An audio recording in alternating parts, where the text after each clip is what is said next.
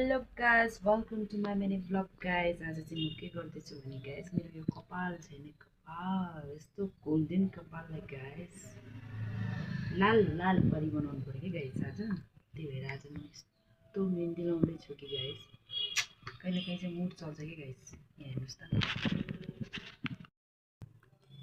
आज चाहिँ म मेहन्दी लाउनु पर्यो कि। खासै लाउँदिनँ म मेहन्दी, तैपनि बेला बेलामा मुड चल्छ कि, त्यो पनि पुरा हातले के गाइस। यस्तो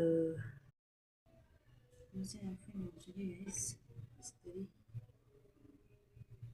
यो कपाल झाडु जस्तो भएपछि गाइस, म लाउने मान्छे छैन, आफै लाउने हो।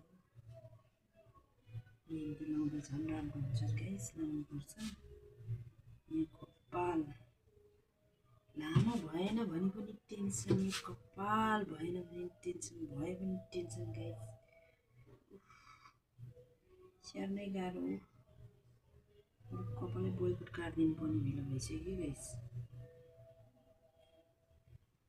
यस्तो लामो भएको छ कि गाइस, हेर्नु त, कुचो कुचो जस्तो भएको छ कि, कुचो जस्तो लाएर हेरौँ भनेको।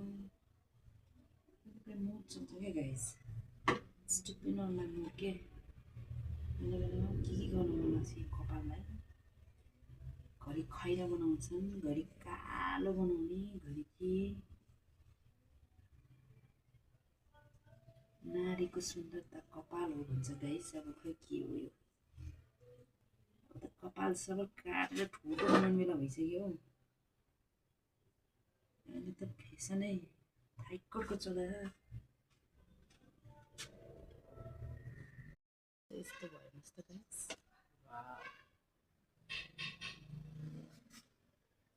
कपाल चाहिँ लाल परी नै भयो हेर्नुहोस् त।